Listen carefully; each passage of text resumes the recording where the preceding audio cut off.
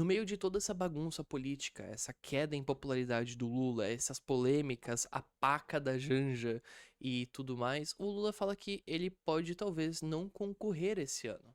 Segundo o próprio, eu não decidi se serei candidato ainda. Isso coloca um monte de questões na cabeça. Quem que vai ser o sucessor dentre tão poucas opções e tão péssimas opções? E será que o Lula realmente vai sair ou ele tá só blefando? O meu nome é Dante, eu sou professor de inglês e designer de métodos e hoje a gente vai estar falando novamente sobre o Lula. Se vocês não sabem, semana passada eu comentei sobre possivelmente o Lula estar concorrendo porque ele havia anunciado a pré-candidatura dele de maneira bem no off. Eu percebi que ninguém pegou essa notícia, né? Fui eu e algumas pessoas que perceberam isso, mas ele se testou, né? E por que que eu digo que ele se testou? Porque os partidos, eles estão diariamente rodando pesquisas por meio dessas grandes empresas, que nem a Atlas e tudo mais. A gente não vê essas pesquisas, a gente só vê as pesquisas que eles querem divulgar. E eles vão testando a popularidade do Lula, eles vão testando a popularidade de outros pré-candidatos que poderiam, né, entrar no lugar dele, tal como o Haddad, e eles vão vendo quem que se daria melhor. E a realidade é que, de acordo com a reputação do governo e a reputação do executivo no momento, ele realmente não tá para ganhar. A gente tem que se lembrar que a desaprovação da Dilma estava entre 39% a 40%, e com 40% foi uma candidatura extremamente acirrada para reeleição. Ela ganhou, assim, com muita dificuldade, foi uma coisa muito difícil, e no momento o Lula tá com 50%. Isso não é um número de quem que vai se reeleger, né? Ou seja, o Lula tem que aumentar a popularidade dele nos próximos meses para ele poder realmente se candidatar, né? E a gente tem ali o prazo como dia 5 de agosto. No vídeo passado eu havia falado do dia 15, mas dia 15 é o dia em que os candidatos têm que ser apresentados ao TSE oficialmente. O dia final do registro é dia 5 de agosto. Então aqui, segundo Lula, eu não decidi se serei candidato ainda. Vai ter uma convenção em junho e eu, para decidir ser candidato, vou ter que apresentar um programa, vou ter que apresentar uma coisa nova para esse país. Essa frase aqui é ouro, essa frase aqui é puro ouro, porque isso basicamente admite a realidade da situação do Lula. Vou ter que apresentar uma coisa nova para esse país. E ele já deve estar pensando nisso porque, meu Deus, o que que ele tem de novo para apresentar? O cara esteve no governo por tantos anos, esteve usando seu fantoche Dilma por tantos anos, e a gente está aqui na mesma situação, ou se não, quase que pior, né? Porque a gente podia ter avançado tanto como nação se a gente tivesse um governo bem centralizado, que se cuidasse da maneira correta e que tomasse vantagem do país que tem, junto com as situações econômicas, com o boom das commodities que a gente teve, né, durante o governo Lula, a gente poderia estar muito mais longe do que estamos, mas esse governo se preocupou mais em suas ineficiências do que realmente fazer o país crescer. E mesmo com ótimos números, o país não se desenvolveu tão bem quanto deveria porque ele não continuou essa taxa de crescimento após o boom das commodities, porque o país era pessimamente administrado. E agora, esse mesmo cara que ficou todos esses anos no poder, que não conseguiu fazer o país se desenvolver, não conseguiu aumentar os índices, né, de desenvolvimento de uma maneira satisfatória, ele vai ter que apresentar mais uma coisa para o país. E o que que vocês acham que eles vão apresentar para esse país? Todo mundo sabe que dificilmente eu deixarei de ser candidato. Verdade, ele não tem um bom sucessor. Porque vai ter convenção. Eu vou propor ao PT a necessidade de reconstruir uma aliança política forte para fazer com que os fascistas não voltem a governar esse país. Esse vai ser o projeto que o PT vai tentar apresentar para 2026. E eu não estou brincando com você, eles estão travados em 2020. Né? Eles querem basicamente fazer a luta contra os neofascistoides.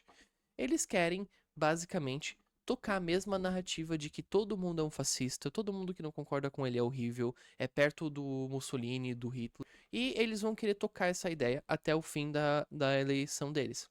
Programas interessantes para o governo? Projetos interessantes? Não, nada. Esquece. A gente não tem isso aqui. Isso mostra uma das fraquezas ideológicas do PT, que é o PT basicamente envelheceu demais, né? O PT envelheceu de um jeito com que o petista hoje em dia tá usando fralda geriátrica, né? O petista mediano. E o esquerdista, hoje em dia mais novo, mais jovem, ele não tá aliado ao PT tanto quanto a gente imaginaria. Ele tá mais aliado a movimentos, né, paralelos, talvez o trabalhismo, às vezes o comunismo e tudo mais. Nem eles gostam do Lula. Nem eles gostam do Lula.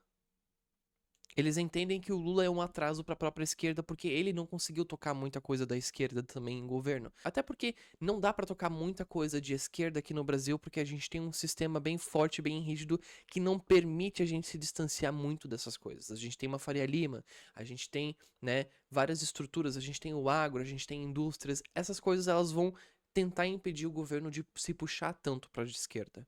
E o Lula também não teve força pra concorrer contra esses caras, porque ele não quis botar a cara dele pra guerra e tomar soco, porque ele sabe que ele está frágil. Ele sabe que politicamente o filho dele tá envolvido em coisas, os colegas deles estão envolvidos em coisas, né?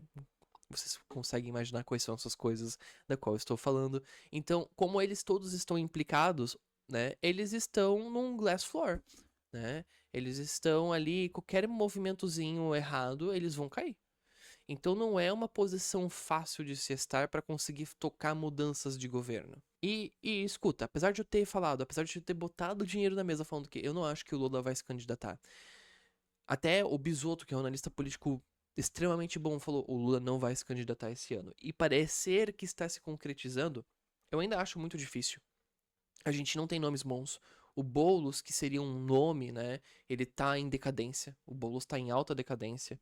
A gente tem no momento aqui, parece que o PT está tentando testar um nome novo, que é o Camilo Santana, que ele seria o possível plano B que a gente tem agora pro governo Lula. Apesar de que, né, eu acho ele muito desconhecido. Ele vai sofrer muito o problema do conhecimento, acredito eu. Mas isso é minha tese. Enfim, Lula não tem nomes bons pra concorrer a esse ano além dele. E isso coloca ele numa situação muito ruim. Ele por si só é uma pessoa inteligente, mas ele também sofre do problema do ego. E agora, nesse momento, ele tá um pouquinho velho, né? Então, essas características ruins, elas tendem a aparecer mais à medida com que a gente vai envelhecendo. É o normal da nossa vida. E, no meio de tudo isso, o que eles decidem fazer? Vamos criar autenticidade com a audiência. Aê! Janja, Janja, grava um vídeo de vocês aí comendo alguma coisa de tira a tua empregada da panela e faz de conta que você tá cozinhando aí e mostra que você tá cozinhando. E os idiotas estavam cozinhando paca. Os idiotas estavam cozinhando um animalzinho bonitinho. Para quem não sabe, a paca é um animal semiaquático. E a Igreja Católica considera animais semiaquáticos como peixes e você pode meio que utilizar eles na Páscoa, né? Tipo, é um loophole cristão, né? Então você pode comer até capivara, né? Mas tanto a carne de capivara quanto a carne de paca, elas são ilegais. E tem uma questão sobre a procedência dessa carne de paca e o PL, o líder do PL, né? Pediu investigação. Ah, o líder do PL pediu investigação. Parece até que algo vai acontecer do Valdemar da Costa Neto contra o Lula, né? Uau. Não, não vai acontecer nada. Mas enfim, o que aconteceu realmente é a popularidade caindo dele. Se você olhar aqui, isso é uma avaliação net de sentimentos ótimo, bom, líquido. E logo após. Logo após a questão da Páscoa, de que aconteceu dia 4/4, hoje é dia 9, a gente começou aqui a ver uma queda na opinião pública sobre o Lula, né?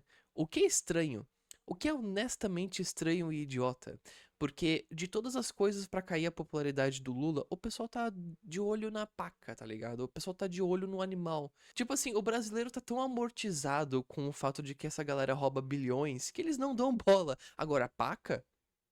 Hey, you watch out with that, man. Come on. Bizarro, mas sim, a popularidade dele vem caindo, o que já não é um bom sinal, né? Então ele já tá se peidando, já tá dando pra trás. A questão da PAC aconteceu antes dele falar que não sabe se vai ser candidato ainda. Tem até postagens aqui sobre, né, um caçador que foi pego, né, caçando uma paca. E ele foi apreendido e tudo mais. E o pessoal tá detonando o Lula nos comentários. O Lula não tem nada a ver com isso. Então, realmente, o Lula teve a sua imagem agredida por conta disso, mas o Banco Master tá correndo. Nos próximos dias a gente vai ver ótimas revelações sobre o Banco Master. Eu não sei se eu ainda vou cobrir ele, porque é um assunto muito complexo, cheio de facetas diferentes, e eu tenho receio de errar.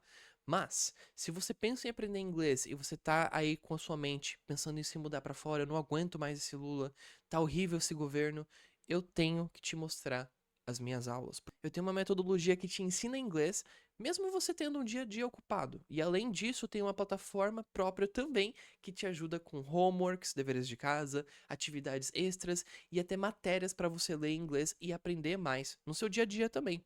Se você tiver alguma dúvida, entre em contato comigo pelo Instagram Dante_Teacher. See you guys!